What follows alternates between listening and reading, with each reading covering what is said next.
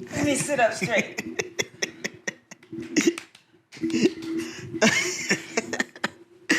All right. What's up, guys? Welcome back to David's Express, where life journeys and adventures are captured, shared, and expressed. Captured and expressed.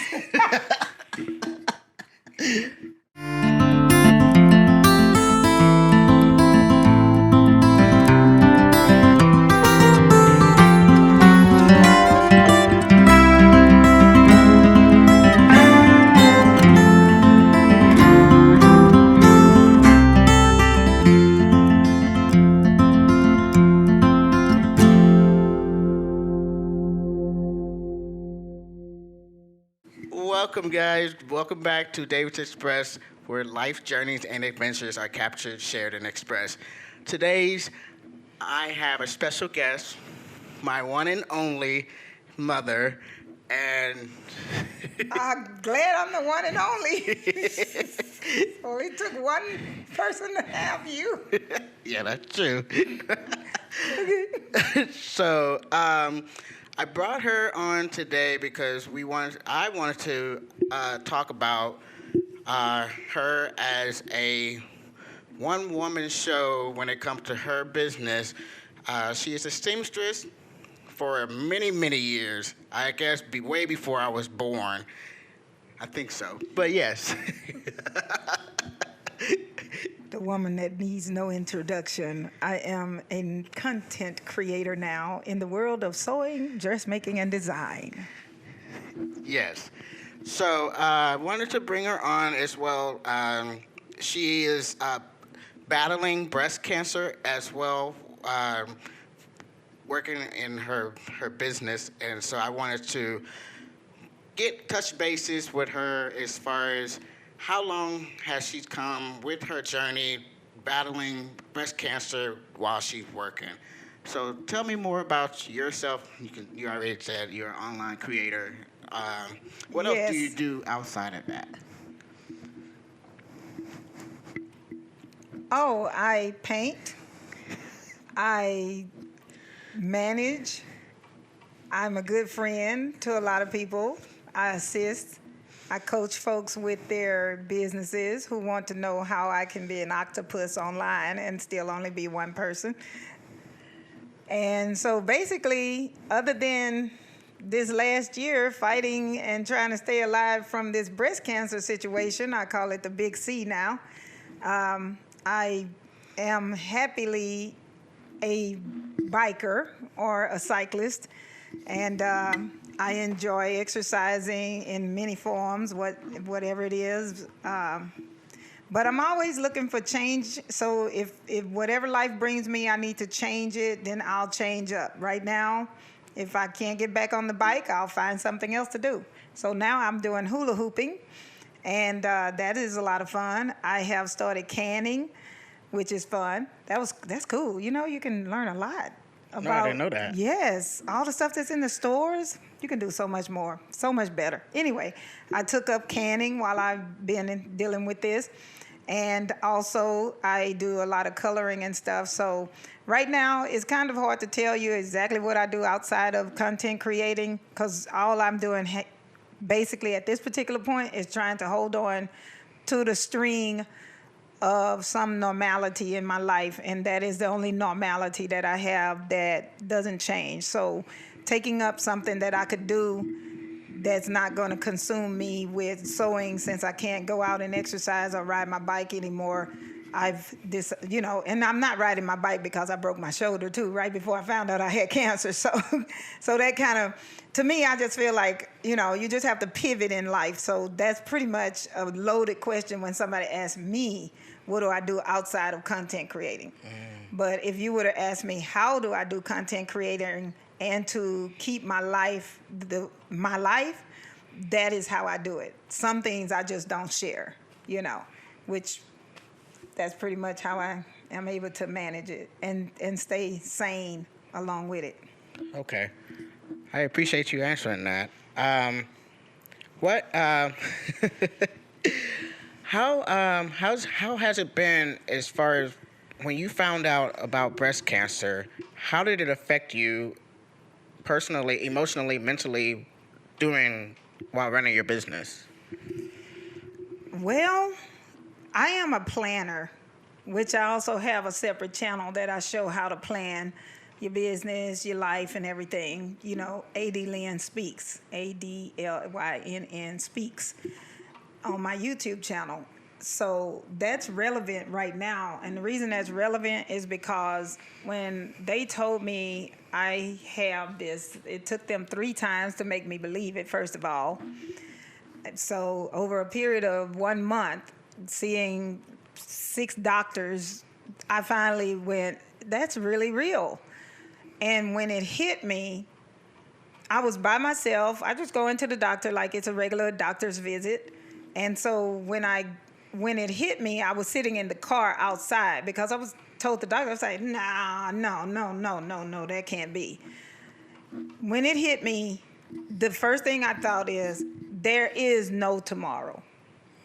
As a planner, as somebody who plans ahead for everything, as a content creator, you have to plan a year in advance, 2 years in advance, especially being an instructor online, teaching my members in my membership program, and then planning videos, planning social media campaigns so that I can end up having folks to join my online courses. I just couldn't see, I didn't open up my planner. I couldn't see tomorrow. Right. It was almost like that just, all I could see was, let's just get through the next minute without passing out. Right. Yeah.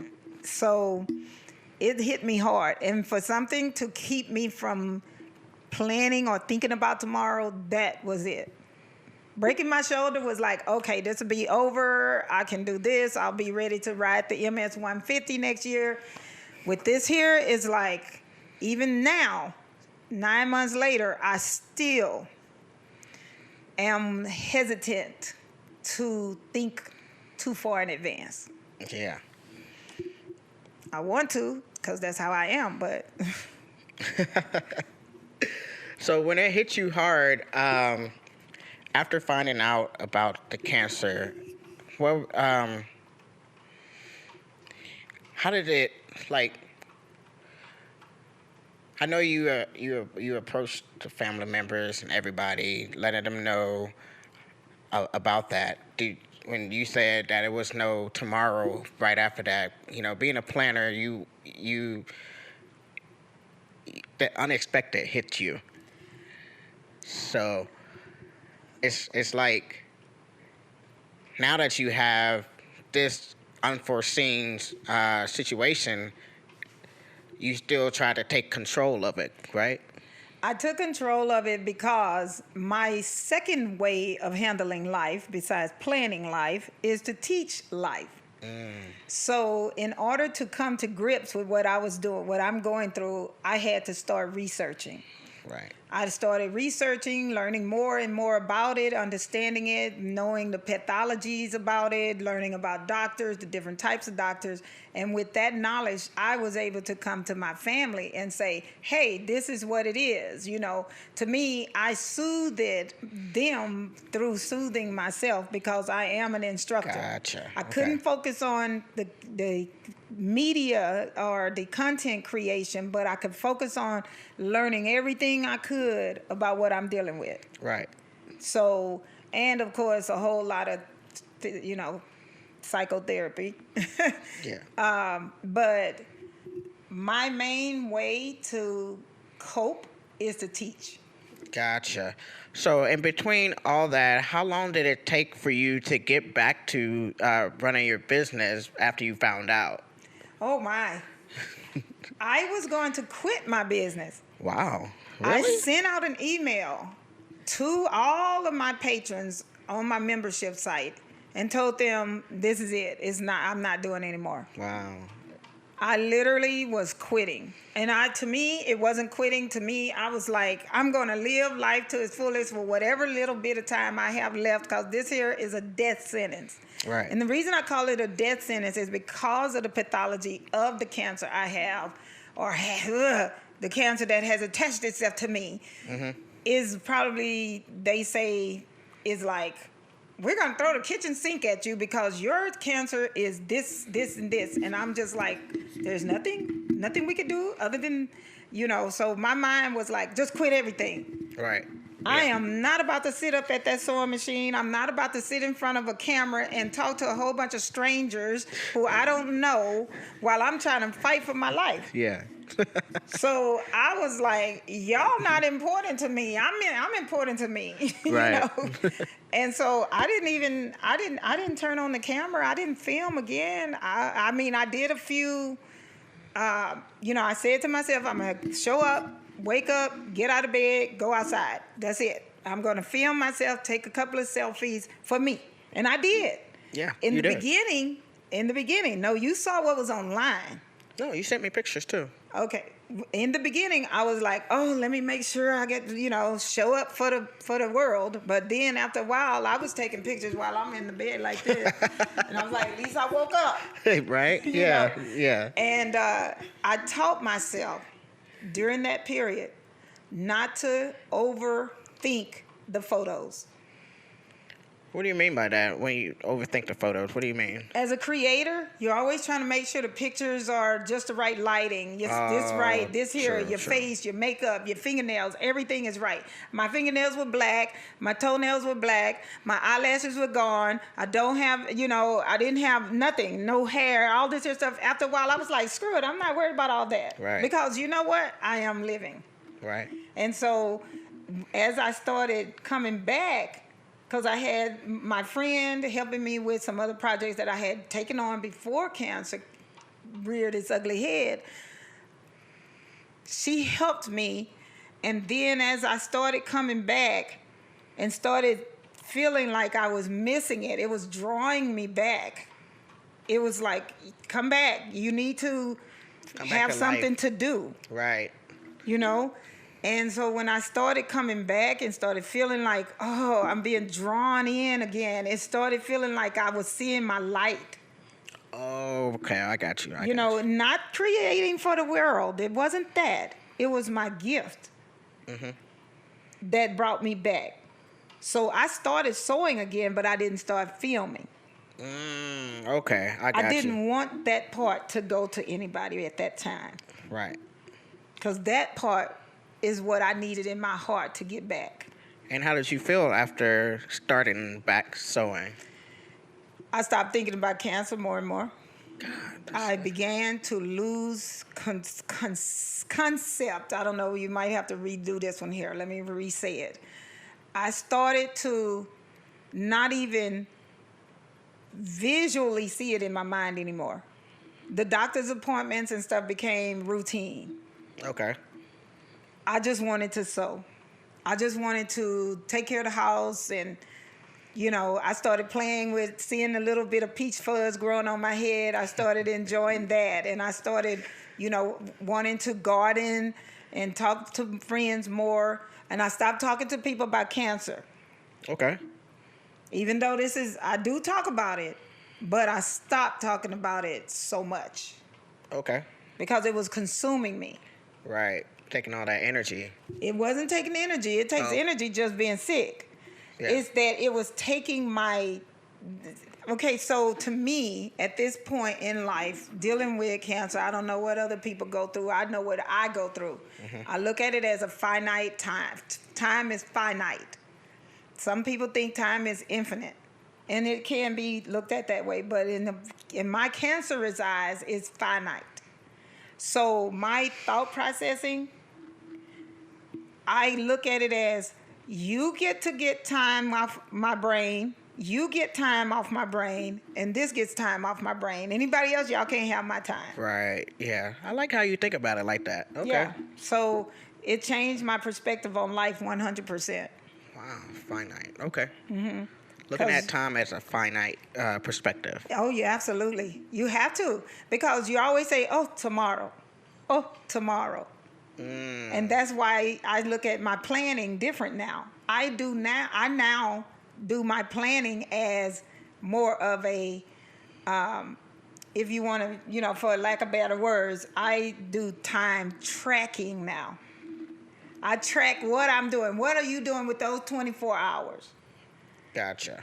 Can you say to yourself that when you lay your head down on the bed, when you lie down, can you say to yourself that, you've done well, my good and faithful servant? Mm-hmm. Have you done well for that day? Gotcha. And I have it all color-coded. Pink, rest. That's all me. Because before cancer, even when I had broke my shoulder, before cancer, my whole planner was all about creating online stuff, creating. Oh, okay. Yeah. Okay. All right. Okay. I'm serious. It's like, y'all not getting any video this week. You might not get one this month. And I'm not worried about Reels, TikToks, Facebook Marketplace, or whatever, Facebook page, nothing. I'm just like, if I'm sitting there and I'm editing even the simplest reel, and it takes more than 5 minutes, I literally stop and don't do any more. I literally stop in the middle of it. In the middle of creating the reel? In the middle of creating the reel. Why? Because I realize that I am obsessing and becoming neurotic about that one reel that is going to be a spitfire of time in somebody else's life. And I'm giving this much of my time for it. It's not worth it anymore. Yeah, because it's not going to ever be perfect. Right. So. This, to me, YouTube is the most green content you can ever have. Oh, yeah. It's always going to be there unless YouTube just dies out and goes away. But true. All this Facebook, you can't find anything. Instagram, you can't find anything. You type in Sew to Fit. On YouTube, you're going to find everything Sew to Fit. You type in Sew to Fit on Sew2, SEWTOFIT, on Instagram or Facebook, they going to say, we're not going to show you everything. TikTok, you might, but I just can't do it. I'm too ADHD to try to be doing TikTok. I just can't. It's like, ooh. But yeah, what was the question? I apologize. No. I haven't asked one yet. So shifting into your business, after you discovered what your gift, your gym, getting back into your work life. Well, not your work life. Well, yeah, your work life. Well, my joy. Yeah, your joy. My zen. That after discovering the cancer and all that, and you jump back into sewing, what is your, you teach, you do ebooks, you do tutorials. Yes. You do,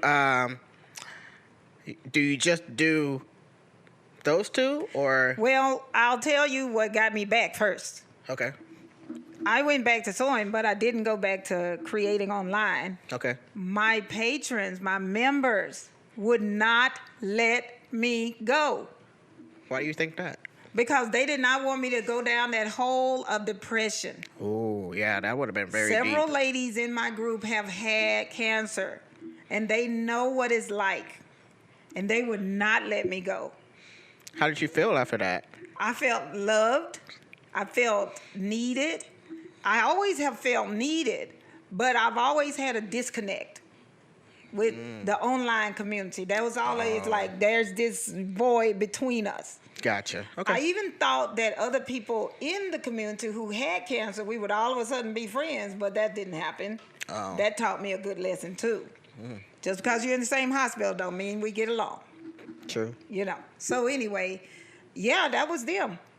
Totally, 100%.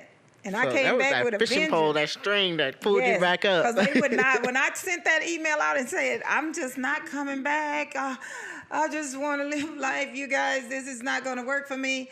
Baby, I had so many emails and so many. I said, man. God have mercy, these people. They just won't go away. I said, I'm not going to produce any more content right now. I just can't think about it. They said, okay, we'll be here. Right. And they just kept paying. I was like, dang. I tried to quit. Well, are you happy that you didn't quit? I'm happy to know that there are people who are willing and believe in me enough to stay no matter what I'm going through. And now I have even more dedication to, no matter how many people it is, I know it's like I'm dedicated to them. Right. Because they stayed. So that's why you mentioned earlier about I'm not worried about getting new people. I'm worried about re-engaging in the ones that I do have now. Okay, so we did have that conversation before we turned the camera on. So what I was telling you when you were telling me, okay, listen, you need to do reels, you need to do shorts and all this here stuff. I said, I'm not interested in that. Right. Because I have a steady base. A foundation already. I have a steady stream of people who very well know me. Right. And all I need to do first is tap back into that. Yeah. Because in my current state and my limitations that I allow myself to feel right now so that I can heal, especially after the surgery tomorrow, I need to not take in any new humans in my life. And new students require energy, time, onboarding, discussion. This is where to find this. This is what to do. They have to be taught to love me. Yeah, it's like hiring a new hire. Yes. Yeah. Or going to it's really like, what it is it's like a chef going and cooking at a new restaurant. Yeah. No one knows his food. If something is good, they say it's good. If the new people say something is wrong, he doesn't understand what's wrong because the last group of people were all over. And if he messed up or he did something that, he was trying something new, like with me, I might try something new with my patrons right now. But if I get new patrons and I try, they like, oh, she's all over the place. She's not organized. Right. Whereas my other folks that have been there with me, even if they dropped for a little while, they say, oh, well, she's going through something. They have some history. So now when they see that I'm getting through this, they're going to be like, man, she is really holding in. She's holding it down. And when I come back and say, hey, guys, I am getting better. I have more content. I've learned how to record videos that are so much faster. They're going to be more confident in me. I've moved everything to one platform. They're going to make everything is easier for them to find. So, yes, re-engagement is way more important to me than to do any kind of social media marketing right now, which to me, TikTok, Instagram, and Facebook are social media marketing. So is YouTube, actually. But I enjoy YouTube. I have fun. The folks on there, they know me. They're familiar with my videos. They love watching people's souls. And I just go in there and play. To me, that's play. Yeah. But my tutorials that I take time and really do a good, long, creative job, I do for my patrons, for the people who stood there and stayed. Okay.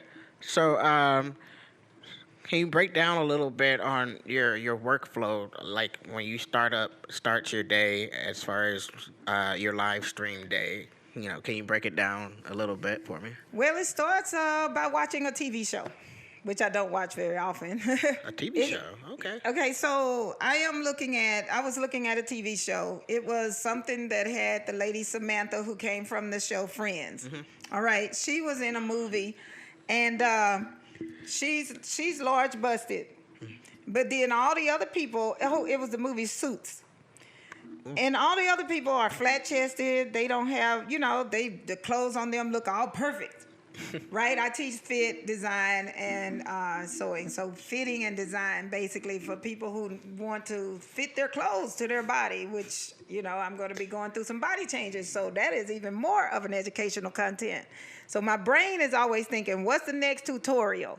What's the next concept? What's the next discussion I'm going to have with somebody?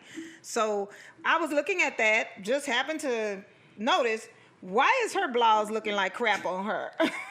And everybody else, I said, who did the costumes for this movie? And I lean forward and I get my phone and I take pictures of the TV. Yeah.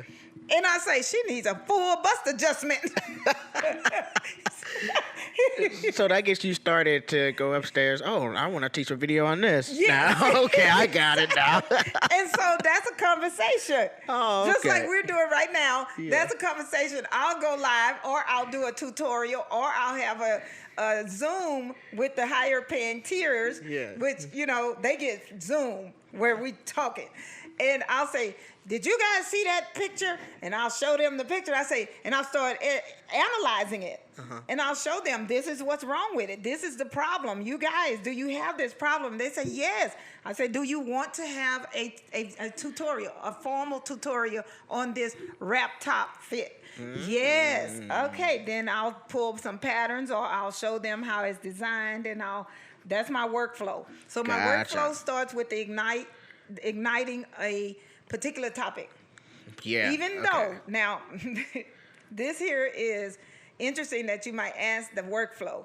Because a content creator, your workflow is not stagnant. Yeah, true. Right? Yeah. But you have to have some base. Yeah, that's right? true. Yeah. You have to know so that if you get off of your line that you're headed, you always can come back, right? Yeah. So if somebody sends me a question or I see a question on my YouTube channel, I'll take that question and I'll think of my answer and I'll plug it into what I already have laid out and planned. So if this month was all shirts, which you just saw me doing a shirt, all of December is going to be shirts. They're going to, because I already recorded all of December's videos. Oh, you already did it? Okay. Yeah, so they were all shirts and blouses. Okay. So that's why I said when you heard me, when you were watching me record, I don't know, you probably have some B-roll right now. When you saw me talking about the pocket was already done, and then I said, you guys already got that pocket in the last video. Oh, okay. So in my mind, I'm already thinking while I'm filming that I have already filmed the video that will be a prelude to the one I'm filming right now.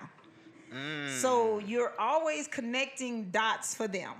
Right. As students or online, there has to be a dots for them to follow. Even on social media, there has to be something that tells them when they're here, they might see just one little snippet of you. So where do they go? True. So you're always talking about what you've already done. Right, yeah, that's true. You're always going to refer to something because you want to keep them in that loop. Right. I mean, I'm sorry to talk about you guys like you guys, come on now. You consumerism, that's the way it is, okay? I got to do my job. If I wasn't doing my job, I wouldn't be here, you have to. Marketing, that's just the way it is. They say keep people looking, keep people's eyes on you. In order to do that, you always have to give them something else to see. Yeah, that's why YouTube has those end cards. And cards, and the cards on the inside. You have your end screen and your end and your cards. Right. So on the end screen, you add where they need to go next. Inside, you need to add when I said about the pockets. When I finish editing and getting this done, I'm going to have a link to the pockets. I'm going to have a link to the French seam. Right. Stuff like that. Right. Now, I do get personal when I do some conversations. I might talk about certain things, but not all the time, I got you. So, I do want to ask one last question. Just the last? Huh? The last question? Okay. Yeah. How are you feeling about your surgery that's coming up? I could sew until the time they get ready to put that scalpel on me because I don't want to think about it. I just want it. She literally just got through sewing halfway through her shirt, so yes. She probably going to sew in the car and knit something. I wish I could knit. One of the reasons I started canning is I was trying to find something else to do that I could take with me. Oh, Okay. Then I thought, okay, well, I can color, I can do that, but it didn't work because it's too heavy. My purse was too heavy, because I like to have something to do. So what I decided to do is pick up crochet again. So I'm going to work on that. But then, of course, the cancer and the cancer treatment, I don't know which is worse, the cancer or the treatment. But it causes some kind of, I have carpal tunnel syndrome already, and it kind of incited that worse. So it's like, oh, Lord, now I can't, So, okay, what else am I going to do? So I took a hula hoop in it. For real? Yes, I have a weighted hula hoop. Oh, yeah, that's right. I just Yeah. get in there and just do my thing. Oh, okay. Yeah, I'm just trying to find something to do. Okay. I mean, so yeah, that's it. I just look for stuff to do. Just got to do something, y'all. Just got to do something. But what was the question about how I feel about the surgery? Yes. I am super scared if I'm making the right decision. I really, it's like... Yeah, I understand.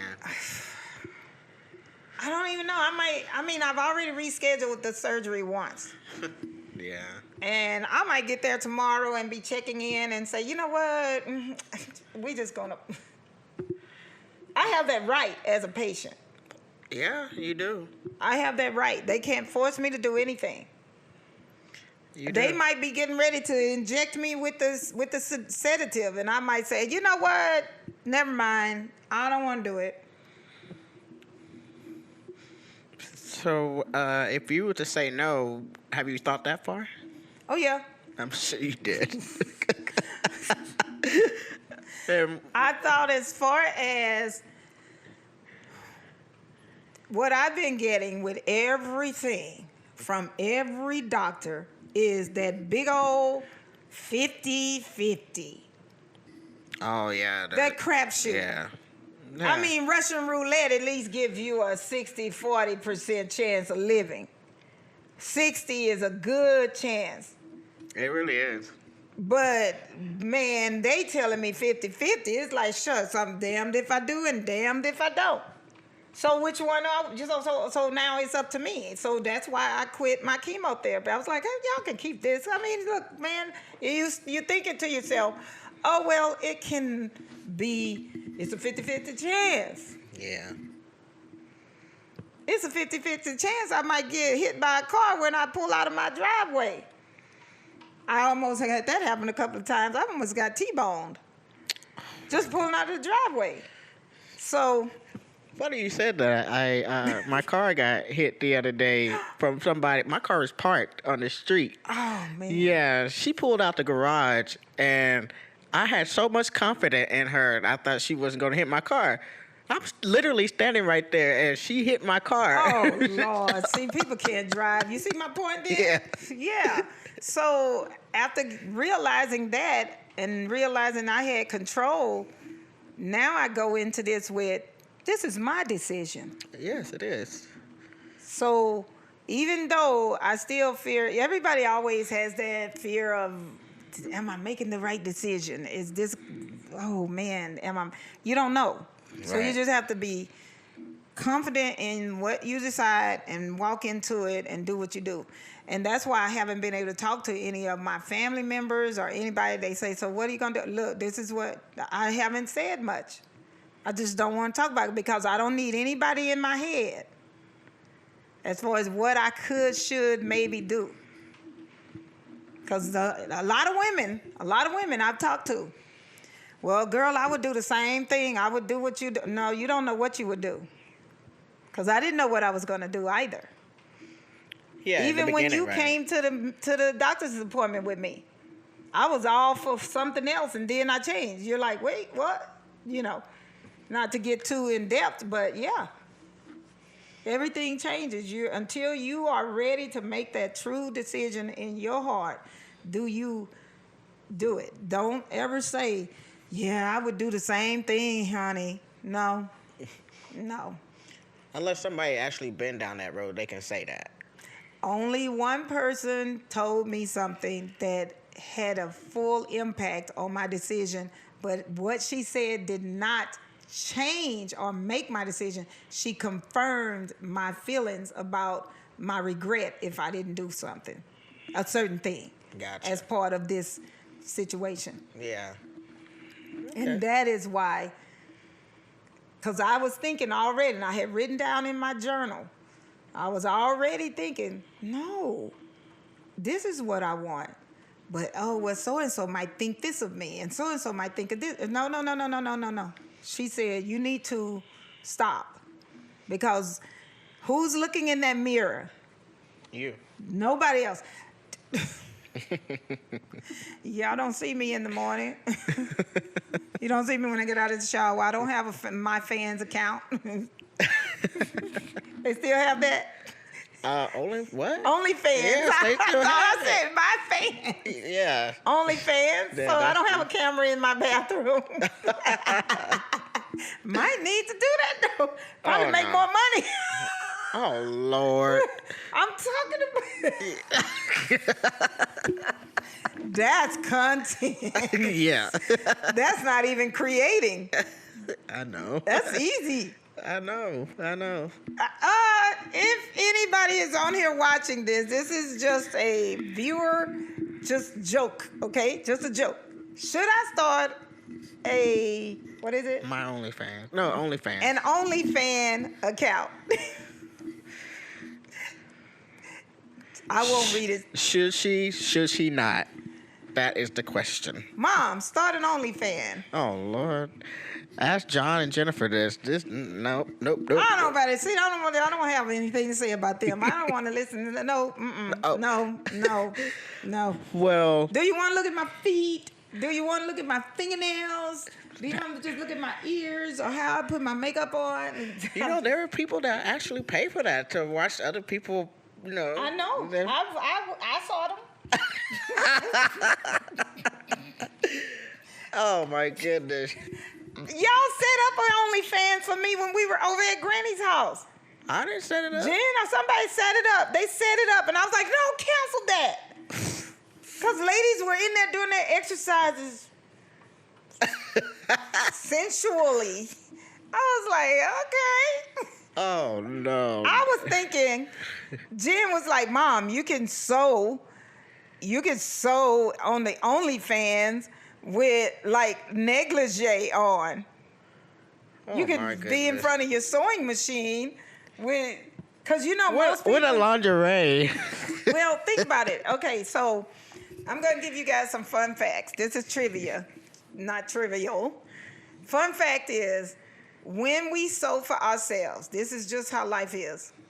When we sew for ourselves, most often, we may just be in a bra and our panties because we're trying it on, taking it off, trying it on, and then putting it back and sewing some more and trying it on again. So we don't waste time changing it back and forth.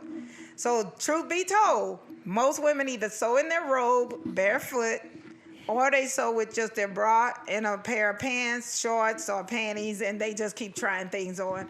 That's how it is. That's why most women who do their YouTube channel do not do like I do and sew it and stream it live or sew it and film it at the same time because it's so much more work. That's why I have so many cameras in my special secret sauce, which is my software. Yes, she has like 5 cameras in her sewing room. So many different angles, one from above, one in front of the computer, one on the other sewing machine, and then the other on the iron. I can do quick changes. Watch my last video. I did a quick change. I was showing the blouse, and I say, I'll go ahead and show you how it looks on. Click, turn it off, and I say, I'm back. Pause. But to you, it was like. Yeah, of course, because it's just it was cut a jump right cut. there. Yeah, I mean, a serious jump cut. But I had to make sure I looked at my floor to make sure I was in the same spot. Oh, you did? Yes. Oh, okay. So when I turned it back on, I was like, see, there we go. You know, so it was like this. I got you. Yeah, it was like, it was like if I was to reach over there, okay, and then I say, I'll be right back. And then when I come back, I'm coming like this. Okay. So it's this way with the white shirt and this way with the purple shirt. Oh, okay. White and then purple. Yeah, because whatever I have on. Because I'm saying, look, I'm going to go ahead and try this shirt on. Give me a second. Then I do that. So, right? When I come back, I press the button and I'm coming back like this. So the jump cut it's just magic. It's so magic. I think I've been looking up there the whole time. Sorry, y'all. I told you I was practicing not looking at the monitor, but into the camera lens. And all this time, I've been looking at my camera lens during all my filming. But here, this big old thing. That's it. You just have to get used to it. Yeah. I'm used to it at my studio. Yeah, I know. I have to pay attention because I have to watch the time. That's why. That's why you need to have your stopwatch on. That's what I do when I'm filming. My camera is 30 minutes. Yeah, this one, it says 24 frames per second at 50 minutes, but it doesn't only... No, that's not if you're doing HD. Oh, I don't know. See, look at here. Learn, Forrest, learn. All right, so we're going to wrap it up, guys. We got to get her ready for her surgery tomorrow, and so we're just going to wrap it up. I support you in any decision that you make, Mom. So. Oh, it's made. Oh, okay. You guys, I've enjoyed being on Jess's channel. I appreciate you. You want me to say something else? No, you don't have to. Jameson, if you want to. What do you want me to say? You want to cut that out and say? No, I'm going to add that. Okay, well, we don't know. We got it. Anyway, you guys, I really have enjoyed doing this. This really helped me. So now I need to go scrub my body with that sanitizing stuff. Antibacterial soap. I am now past, I'm 1 minute before I can eat again. That's it. It's over. I can't eat anymore. Are you still full? It won't last for long. But it was just soup. It was my canned chicken soup that I canned back in July. Yeah, her soups are really good when she cans them. She has a lot of canned food in there. I'll probably show some B-roll on that. But, yeah, she has a lot of good food in there. She was so serious about that canning that at one point, every time I came over here, it would be chopped up food on the countertop, boxes on the floor from jars and stuff. Mason jars everywhere. Yeah, everywhere. Strainers was in the sink constantly. Bowls of water and vinegar with fruits in it was just always on the countertop. Well, that was the stuff for my juicing. Yeah, no. Yeah, I'm talking about the juicing. I was juicing and canning. Yeah. So that's why you saw so much. Yeah. And plus, I was neurotic and going through a really serious problem during this time. When I first was diagnosed, I was going through serious food insecurities. She did say that. Yeah. I was going through it bad because we have hurricanes. They had shortages on things. I didn't know what to expect. I was going to can up the rest of this year. I was canning up food for next year. And right now, I could go in there and eat out of that kitchen without ever going to the grocery store. Yeah. And also another thing, watching what you eat while going through cancer journey, it helps regulate your blood levels, right? Because I think for me, it did a lot. Okay. It really did. I've heard everybody's situation is different. I'm going to be honest with you. Yeah. I was already used to doing a certain thing, so doing it when while I'm still going through it is easy. I mean, I do have to admit that the idea of me craving some Brussels sprouts is like, oh, wow, the aliens have landed. But yeah. Pretty much. Craving a salad? Oh, wow. That me? Oh, wow. Wow. I went to Chick-fil-A and didn't even order a Chick-fil-A. You got a salad? I got a salad, and it came out of my mouth without me knowing it. What? Literally, I just drove up there, and I was like, oh, give me a salad. What? A grilled salad of all things. I'm like, when I got home, and I was like getting ready to, I said, oh, yeah, that's that day I came over, and it was still sitting on that counter. I was like, what the heck did you just do? Didn't even eat it. She did not finish it, y'all. She did not finish it. I was like... did go back and eat it because I was hungry. Oh. But I'm serious, man. It's like, this is crazy. Yeah. You get like that. So anyway, yeah. All right, so we're going to wrap it up here. Thank you all for watching. Stay tuned for the next video. Peace. Peace. See you on the other side of the internet. Yes.